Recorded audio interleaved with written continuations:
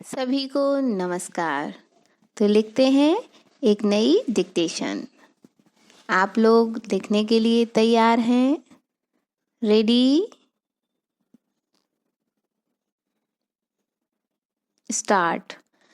लद्दाख में वास्तविक नियंत्रण रेखा के नज़दीक चीनी और भारतीय फौज के बीच चल रहे तनाव के मद्देनज़र रक्षा मंत्री ने संसद में बयान देकर न केवल देश को वस्तु स्थिति से अवगत कराया है, बल्कि चीन को साफ संदेश भी दिया है कि भारत LAC पर यथास्थिति को बदलने की एक तरफा कार्रवाई को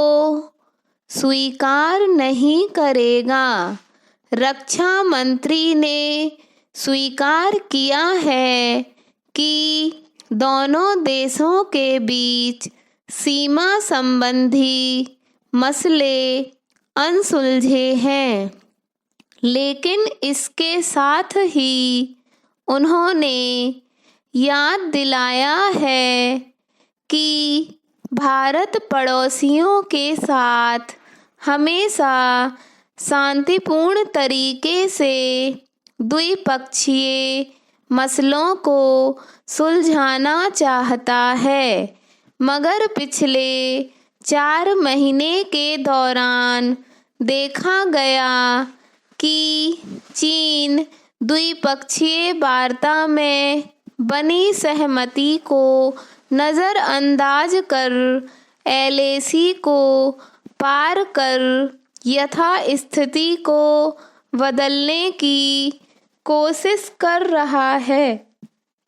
रक्षा मंत्री ने अपने बयान में 1993 और 1996 के द्विपक्षीय समझौतों का भी जिक्र किया है, जिन पर नज़र डालें तो साफ समझ आता है कि चीन जानबूझकर भड़काने वाली कार्रवाई कर रहा है। मसलन 1993 के समझौते में स्पष्ट लिखा है कि किसी भी पक्ष के सैनिक यदि LAC को पार करते हैं तो दूसरे पक्ष की चेतावनी के बाद वे तुरंत लौट जाएंगे।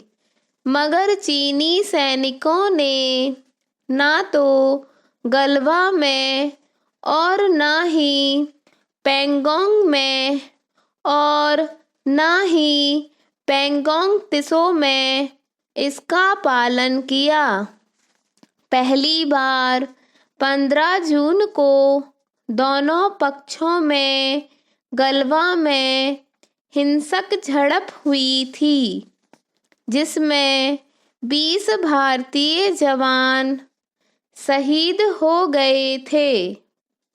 दूसरी ओर चीन ने अपने हताहत सैनिकों के बारे में आधिकारिक रूप से भले ही कोई जानकारी नहीं दी, लेकिन कई स्वतंत्र स्रोतों और मीडिया रिपोर्ट से साफ है कि उसके कम से कम 60 जवान मारे गए थे। इसके बावजूद चीनी सैनिकों ने 29 और 30 अगस्त की रात भी पैंगोंग त्सो के दक्षिणी हिस्से में सामरिक महत्व की चोटियों तक पहुंचने की कोशिश की, जिसे भारतीय सैनिकों ने नाकाम कर दिया। स्टॉप।